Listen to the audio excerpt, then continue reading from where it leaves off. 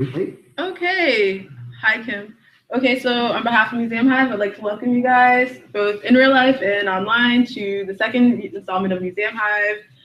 So this is our first at the Roxbury Innovation Center, just like Brian said, so thank you so much to them. Yeah, and again, this dialogue is really fluid, so really feel free to just jump out and Ed will come around. So just to open up the conversation, I'd really like to talk to you about how you got started at the Met and what that process was like, and why you chose social media in particular. Cool, yeah. So, hey everybody. So Brian came through at the Met. Does it sound crazy on your end too, or just on mine? It's like kind of going in and out, but it's cool. Okay, maybe I'll put on headphones. Hold on one second.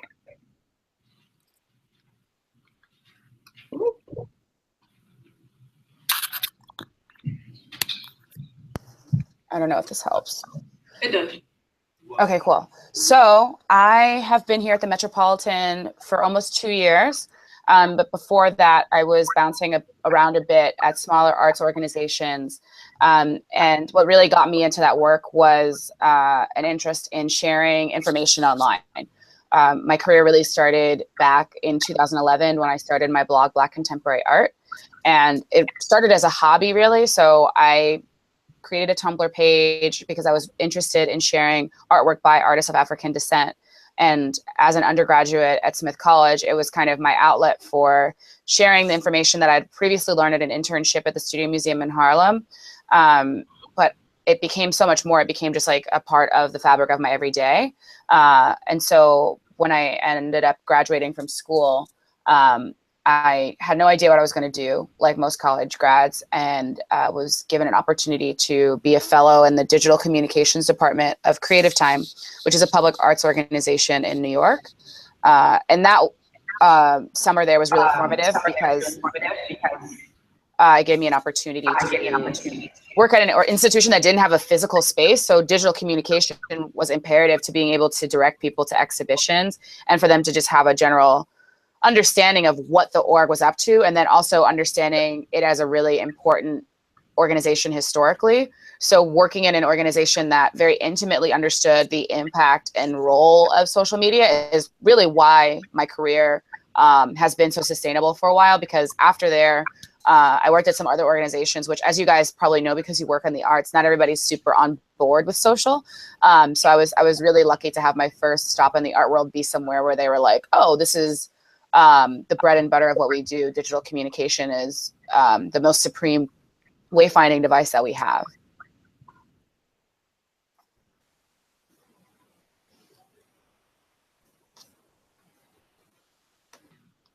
And now the audio. There's no audio on her end. Yeah, she said there's no audio on her end, which means that the audio from us isn't going to her. It is. It's working. Oh, okay. There you go. Yay! We just heard you. Did you hear me sing? Yes. Okay, cool. Okay, so I guess my next question was going to be like, what are some of the challenges of working in digital, especially like in our current time? I heard you talking a little bit of, or referencing that when you were on the top rank. So I would just love to hear you talk more about that. Yeah, it's interesting because yesterday I was actually told I'm moving to a different department. But before yesterday, working in digital, I think, is great in many ways because it's an opportunity to tell the story of an organization. So for me, it feels really great to be able to say, these are the many different ways in which someone can access the Metropolitan's collection. On a day-to-day basis, that strategy can change, but it is always in service of the general mission of educating people about the fine arts. But for me, one of my core objectives through my work at the Metropolitan has been really centered on accessibility, because I'm sure as you guys know, working in museums, that every day it's easy to get tired of doing the same kinds of things on a day-to-day basis. And for me, I find passion in being able to say that, you know, in my time here, I've been able to post more information about programming that we have for the deaf or programming we have for the blind, or being able to provide resources that are otherwise kind of buried within our website. So it's definitely a powerful tool in terms of being able to tell a different story about an organization, especially one like the Metropolitan that historically is known as a place that's kind of intimidating, being able to make that voice more inviting. On the other side of that, of course, it is difficult, I think, for any marginalized person to be online in this moment, because on any given day when you're scrolling through your feed, there's instances of violence all around the world. And so there is definitely a psychological toll that it takes. And as I'm coming to my 5th year of my career, and then also I've been online for most of my life, I've come to feel a different weight about it, especially in this contemporary moment. It's a scary time for a lot of places. And so being the first to know a lot of news is weird. And then, you know, there's all these instances of a story coming out, and then you get the real version of the story, but it's not until 4 hours later. And so do you stay pinned to your computer all day and all night? No. So being able to draw those lines and figure out where there's space for wellness in between those things is a battle that I'm constantly trying to wage, because I'm not really super interested in the unplugging culture. Like, I think that that's a thing. I think it's super valuable, but it's not something that I think people are super sophisticated about yet. Like, I work in digital. Unplugging in the way that people would traditionally unplug would jeopardize my career. So how can I think about doing the work that I love without having it be taxing? And I think that that's a really incremental and quite an eloquent process. So that's kind of where I'm at right now. Awesome. Can I ask you what department you're moving to? Are they like absorbing your like digital? It's just going to be in communications now, which is how a lot of other museums are run. A lot of other museums don't have an exclusive digital department. So it was interesting that we were placed within that, because we're definitely working in a similar capacity to the email team and to our blog, really robust blog program. And then also the team that builds the website in general. We were all kind of in close conversation with each other, because social media is weird because it's a content sharing platform, but then also it operates similarly to a product in the way that the app works. And so being able to find a happy home for it was always an interesting battle. And then recently, I think because we got a new manager of our external affairs marketing department, they were just really keen on moving social media over. So that was just kind of how the ball dropped. Okay. So I'm really interested when you were talking about storytelling accessibility. I think for me personally, one thing I'm always interested to see is the way that museums choose, in Boston in particular, choose the bus lines that they decide to run their advertisements on. So I was wondering if you could and that goes into they'll be in, downtown Boston, but they won't be in the outer quote unquote suburbs of Mattapan or Dorchester or, wherever else Black and brown people are populated. So I was just, if you could think out loud with us about the future of museums and the relationship with the community a little bit. Yeah, I mean, I think a bus advert does not a museum visitor make. So it really is about encouraging your institutions to have a more prolonged relationship with the communities that they inhabit or the communities that they're proximate to. And for me, I think the most successful strategy is an email, is really instigating that conversation, is also perhaps talking to community leaders in particular communities and asking them, what can the museum do better to serve you? I'm here as a representative of my organization, or I'm here as a representative of an arts community in this area, and we're really invested in bringing in new voices. I think having a one-to-one communication with people will do wonders. I think historically, museums have not been as courageous about reaching out to people for a number of reasons, but I think as we are now in this moment, especially with digital, that there's just more common ground for bridging those dialogues. Being able to say, hey, you can follow us here, and these are some of the programs that we're doing. It's much easier to illustrate for someone that you're meeting face to face to say, here's this Twitter feed, or here's this image from this program. Does this seem appealing to you? Going to a local pizza shop or something and saying, here's this flyer for this program. We have a teens night here called Teens Take the Met, and every year we get about 3,000 to 4,000 teens. And a lot of that outreach is done by reaching out to specific teachers in specific classrooms in the boroughs of New York City. And it is tiring work, but I think when we have the teens here on site, we bust them in as well. Those resources are possible at an institution like the Metropolitan. But when you have a smaller org, I think that those one-to-one communications are imperative to the future of museums and sustainability. People want to have an invitation. I think from my desk, I have always gone to museums. I was a child raised going to art spaces, so that barrier to entry was never really a thing for me. But when I think about ways to make my spaces more accessible, I realize that people actually want someone to go with, or they want to know that someone there will be ready to greet them. And so I think it's on all of us who work in the arts to be that person to those people. And it doesn't take, I mean, people are introverts, so like I respect that too. But I think to a certain degree, taking that first step out into the community that you want to reach, because at the end of the day, like, let's be real, the institutions benefit the most from having these higher numbers of groups from different demographics. And if they don't think that that's the case, then maybe you arrive in the institution to be that ally for the community that you want to be present. But all those things happen through communication and through courage and thoughtfulness and grace.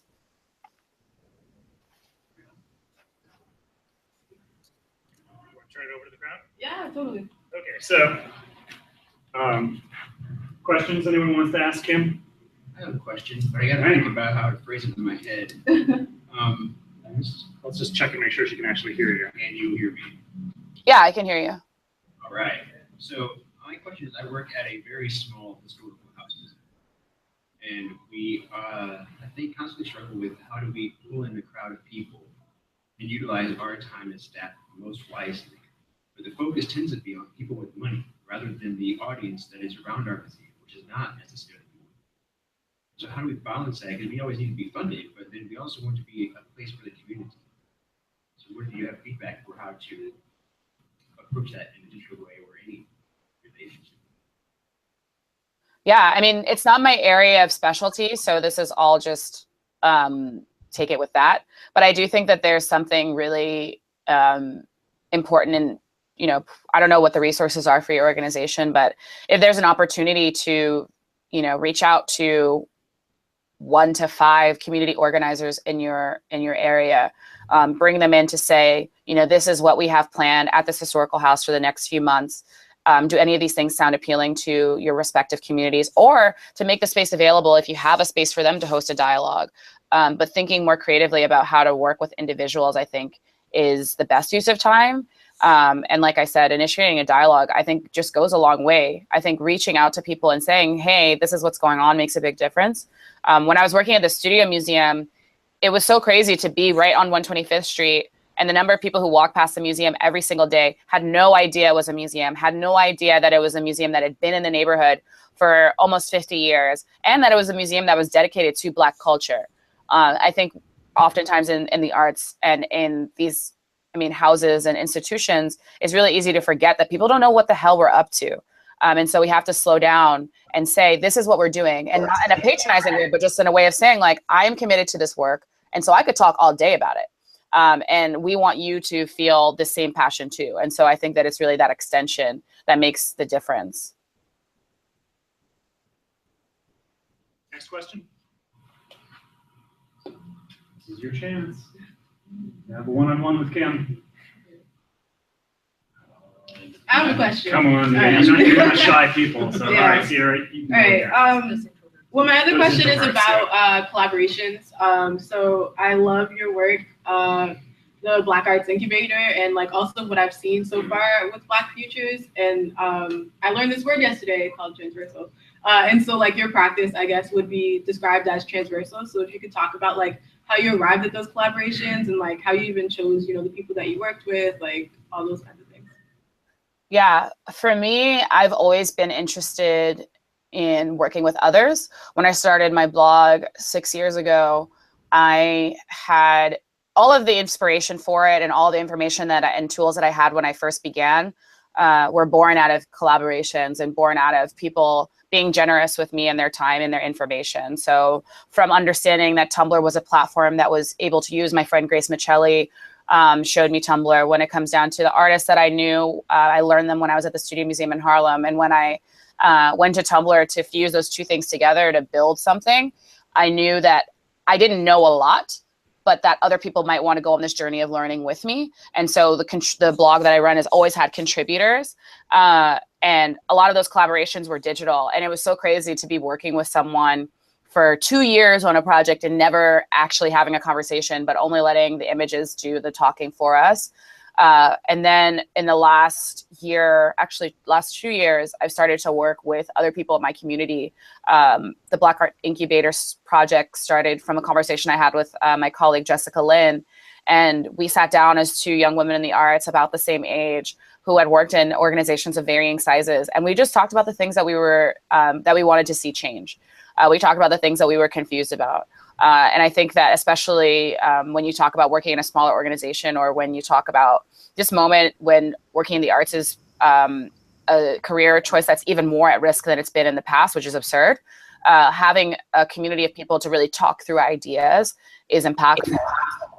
And then to step further, when the project actually launched, being able to work with people that I could depend on was a huge thing for me. I'm an only child, so playing well with others is not something that's built into my DNA, but being able to come into the space and know that Jessica Bell Brown was really responsible for bringing all the plants into the space because she wanted it to be a space that breathed and lived and had these like living things in it. And then Jessica Lynn was really good at doing to-do lists, and I was really good at getting press. And Taylor Aldridge is based in Detroit, but so amazing and thinking about being able to reach out to communities. So we fused all of our superpowers together and we're able to make something really beautiful. And then also through being able to have constant dialogue, we were group texting most of the time when we were planning the incubator workshops, being able to just say like, this might be a bad idea, but here is this foundational kind of thing I've been thinking through. And then other people can say, you know, oh, this is actually really great, but have you considered this avenue? I think having multiple vantage points as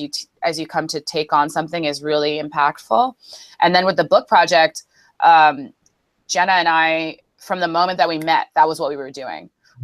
She reached out to me because she wanted to make a zine, and I don't know why I decided we should make a book, maybe because I'm a masochist, but I told her, you know, this is what we're going to do. And we moved forward, and we've been working on that project together since. And it's been an amazing collaboration, especially just to have two different collectives that I'm a part of and working with Black women, because it's equally important for us to say like, you know, are you resting? Are you sleeping? Have you meditated? And then also to say like, but also I need you to send me that email pronto. And so having other people who can check in on you has been really, really important, especially to your first question about working in digital. It keeps me sane, it keeps me accountable, and it makes me feel supercharged to be able to say, you know, even if I'm having a shit time with what I'm doing, I can turn to them and turn that energy into something more positive or constructive. How long did it take? Like, how long was like the process for like, maybe not the book, but like for Black Arts Incubator? Yeah, so we decided to come together to do the Black Art Incubator project, I think 4 months before the application process was due. And then we had just under a year to pull the project together. But from the moment that we started the application, we started really pulling things together because we had to go through the rigorous application process. So I would say about 1.5 years. And then also, okay, so last question on this. You called it, in one interview, you called it inverted as opposed to, I forgot exactly how you worded it, but you called the whole process or like the whole idea inverted as opposed to it was all about, you know, Black culture and Blackness instead of white culture and whiteness as it is. So can you talk a little bit more about that and like why you chose that word inverted? Yeah, for me, my entire career and the way that I view my life and the things I'm interested in are very much centered on cultural Blackness. And for me, when I thought to work on this project with the women that I'm working with, we were interested in creating a series of workshops and initiating dialogues that could feed a Black arts discourse, and not as a critique of, you know, large-scale white institutions. Like I work at a large-scale white institution, but actually thinking about what does this discourse need to survive? What tools will make this discourse more viable moving forward? How can we set up infrastructures where every decade we don't have to have a discussion about how Black artists don't have enough resources, and how Black arts professionals the numbers are low? What can we do to make sure that people have allies within this field? So it was really thinking from the very base of the community outward, and not thinking about how, people hadn't had opportunities, because that's, like, everybody struggles, everybody's history needs to be recorded. But thinking about providing actual tools for doing that work and being proactive was really where we were centered. And so that was kind of the background, where I don't know, I just don't like obsess over what,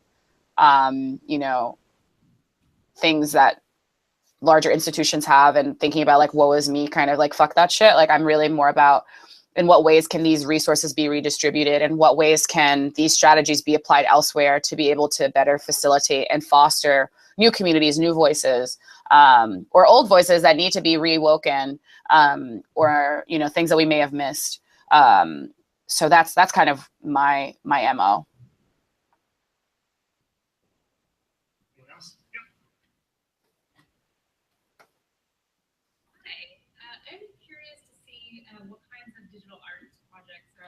Bringing you joy or inspiration right now? What's the latest thing that you found in your life? Digital art projects? Yeah, similar to what you've done with contemporary, with Museum of Mammy and all the things you've done in the past. Is there anything now that you're seeing that seems really exciting to you and inspirational? Yeah, I really am excited. I mean, it's weird. It's like a weird week and month time.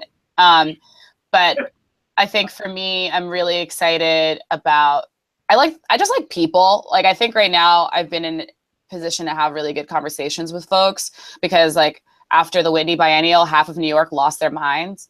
And so being able to find people where it's like, okay, in this safe space we can, or safe, whatever, like in this DM, I can talk to this person who I know is also a culture or a scholar of Black culture and was raised in the same tradition that I was. And perhaps we don't see from the same exact view, but we can have a really integrated dialogue as people. Or I can talk to this random stranger about this thing, and they may have this totally like obtuse view. And so for me, what is most inspiring is to be able to hear different perspectives, because also, like, that's just why I work in digital. That's what's kept it sustainable for all these years, is that you can hear a chorus of people responding to something. Even thinking about like people in the Met, like my favorite thing about my job probably is watching other people take selfies in the museum, because I walk up every day and on the, like at 82nd and 5th, people are like getting it, and then I see those images appear online, and there's something so powerful in people just saying like, I was here, I am here, and using it, even if it's like, I think people are like, oh, it's vanity. It's like, no, like that person is alive and here and wants to share with whomever is home to them that they had this amazing experience or awful experience, whatever, they're sharing it. So for me, that's what keeps it interesting, is that like, it's not just this one voice, or not just this one story, not just this one thing to look at. There's all these other ways that people are encountering art in the way that they're moving through these spaces. And that means that there's just more infinite possibilities moving forward. I think it's the most like futuristic kind of discourse, is seeing how people as individuals encounter work, is fucking dope.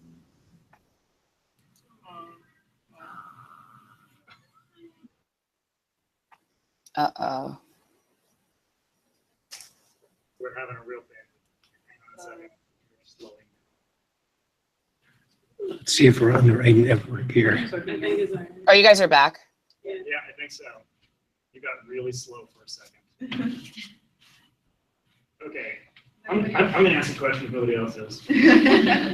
So Kim, as somebody who also works in social media in museums, I'd love to get your thoughts on the disconnect between the way a museum's quote-unquote personality reflects itself over social media versus the way it manifests physically in the building, and whether that's an issue for you or not. Like the Met online, to what extent does it need to look like the Met, the physical building? Sorry, could you rephrase your question? Like the tension between like what's going on in the galleries versus what's going on online?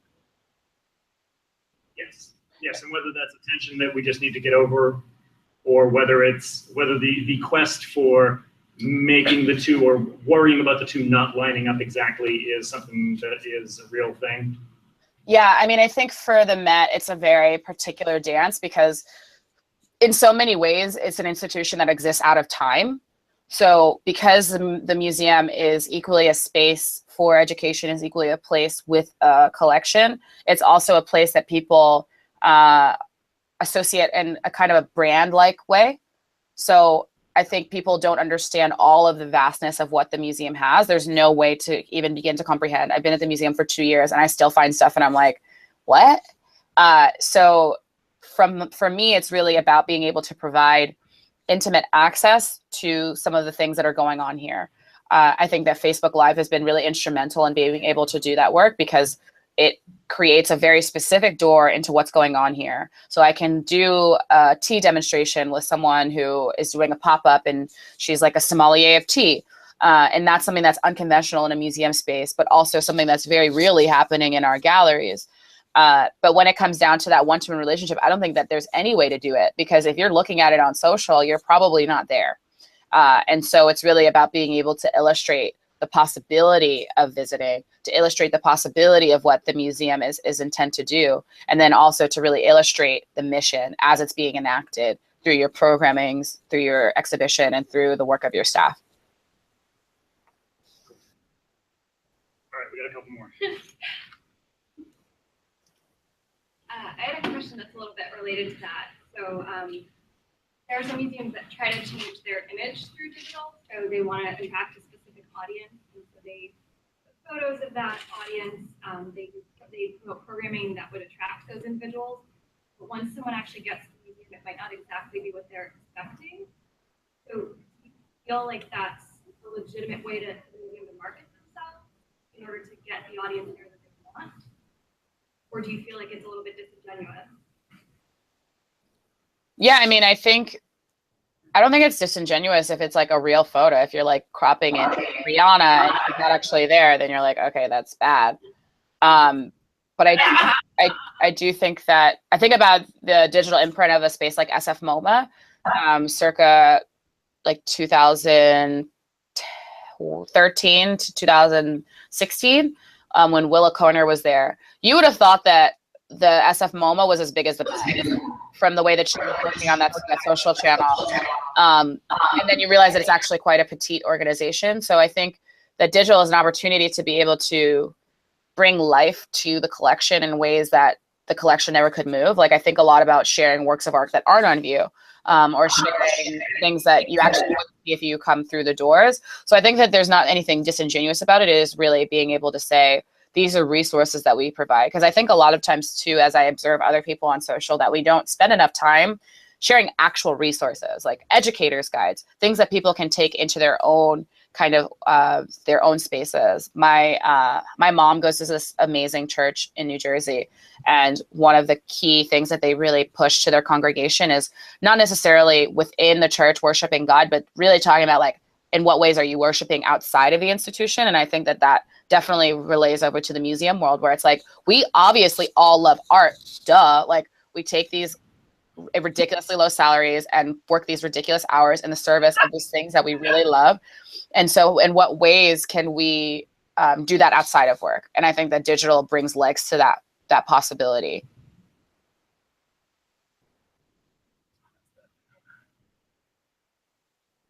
Hi, Kim. It's Chrislyn. Could you even see me? But I'm No. I believe it. I believe in you. Hey. I love your lip color. Thank you. This question is going to be a little messy, honestly, and it's more about the politics of this time and how do you use your platform to hold space for both Black contemporary art and also like this current political discourse, and it's just really fucked up and like it's kind of like in a how can it be healing and at the same time talk about what's happening right now? What do you even choose to like share? So I'm just thinking about politics in your platform. Yeah, it's an interesting question because for me, I think that just within the canon and understanding of Black cultural studies, there's all types of things that come up. And so for me, in a number of different channels that I engage on, I am really interested in sharing truths and things that are going on. So in the same way that, you know, there may be some instances of violence or there are bad things that are going on, like the NYPL just got access to a lot of James Baldwin's archive. And so there's always something to share that is a truth, is something that's impactful and imperative to be, or imperative from my desk or pertinent. And so for me, I try to find all those stories and think about how to best share them in the world. I'm personally not interested in sharing images of Black death. I just, if you watch my channels, like it just isn't there. Does that mean I ignore it? Does that mean I don't feel it? Absolutely not. But for me, I try to focus on the better things. And like, of course, like on Instagram, every once in a while I'll share something, or like, I think about Sandra Bland every single day. And so, you know, on the anniversary of her birthday or on the anniversary of her death, like I definitely will share something. But for me, it's really about, you know, I could lament.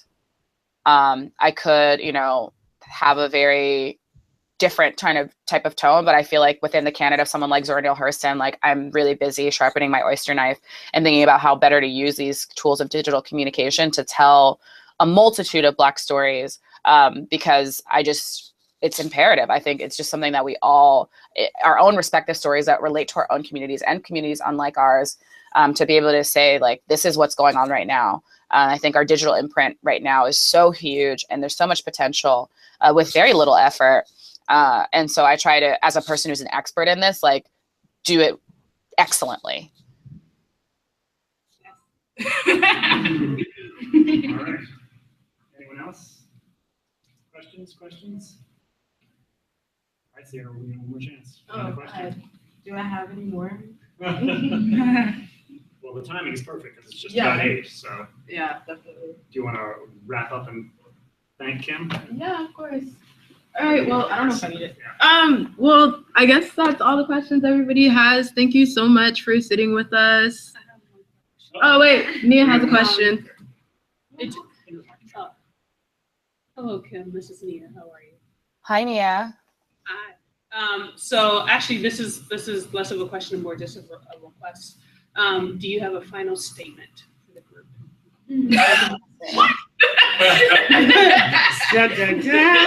Nia would. I don't really have a final statement, but I think that Boston, and I think cities like Boston, and I think about Philly in the same way, where it's such a classically oriented city, where there's an incredible amount of resources and information, that it's cool to talk to you guys, because I think that you're in a city that there's a lot of potential for sharing and a lot of potential for redistributing resources. And so I'm glad that you guys are interested in hearing from someone like me, in a city like New York, where it's just not that way at all. Like, it's just, everybody here is really weird and like kind of depressed. So it's great to be able to, in some way, be an inspiration if possible, but then also I'm excited to watch the work that you guys do moving forward, because I love visiting. Like, I don't like Boston, I have to say that. But I do love to visit, because sometimes exhibitions are popping. And so it's great to be able to be in concert with you guys and understand that, like, to get a face to some of the peers in the room